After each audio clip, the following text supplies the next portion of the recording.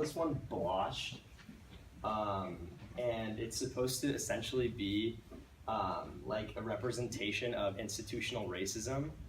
And on the canvas, you see 4 separate colors, and each one is supposed to represent like an underrepresented minority that is always perpetuated as just one color, as opposed to like a spectrum of colors.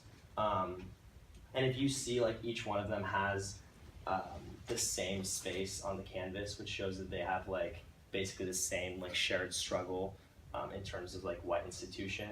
And then kind of like what disrupts the whole piece is obviously like the white that's splattered on top.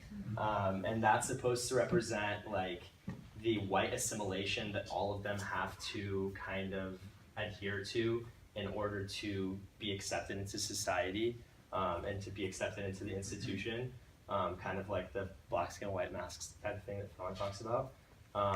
And like the way that I actually, like if you really look at the white, it's kind of violent, and that's because like when I did it, I was listening to Nina Simone's Sinner Man while I was doing it, and it was just really like, really rough, and like, yeah, I haven't recorded, but I thought I shouldn't share that in class.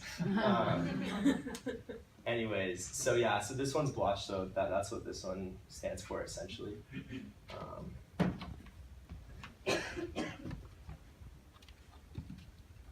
And then this one I call Don't Worry, Be Angsty. And it's essentially, it can represent 2 things, like now that I think about it. What I like created it to represent is essentially kind of for like decolonizing methodologies and like indigenous populations, and how in history textbooks and in media, like Native Americans are always portrayed as like happy-go-lucky type people, whereas like currently on reservations, like that's not at all how it is, and like the presence of like casinos are very much over-ramped, whereas like that's not how it is for like most indigenous populations, like Native Americans. And kind of like when it gets to Thanksgiving, it's kind of just like, yeah, like Native Americans and pilgrims, like Thanksgiving, they sat at a table and like ate together. It was so peaceful, like, and I feel like it kind of just gets like contained in that time frame.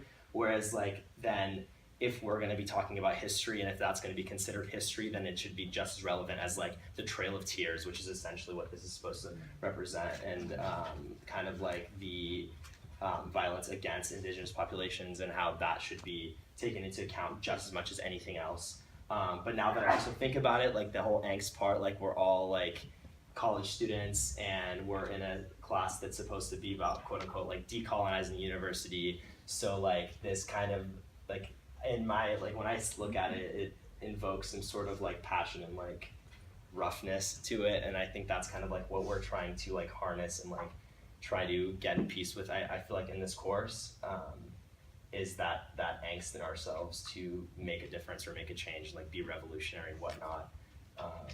So yeah, thanks so much. Appreciate it. And will you take one question or two? Yeah, I'll take as many. Yeah, come on. Any comments? Well, you said you made the first piece while listening to Cinnamon, and I wanted to know, because I'm very familiar with that song, I love that song. I wanted to know like what like aspects of Cinnamon inspired the piece. Like, so I would say that a lot of times, at least I don't know. I mean, I'm Persian, so I don't necessarily know if I should be thinking of myself as a person of color. I mean, I did my research paper on Islamophobia, not that I'm Muslim, but like I get portrayed as Muslim sometimes when Islam is racialized.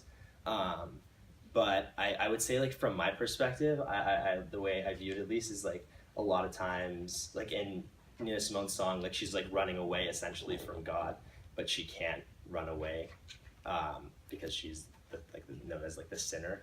And I thought that in that sense, like people of color like can't really run away from their color. Like the white man acts as God in that sense and says, no, like you are the sinner, you need to go to here or whatever, right? So in that sense, that's where I related it to. Plus it's like a super powerful song. It's probably one of my favorite songs, so yeah.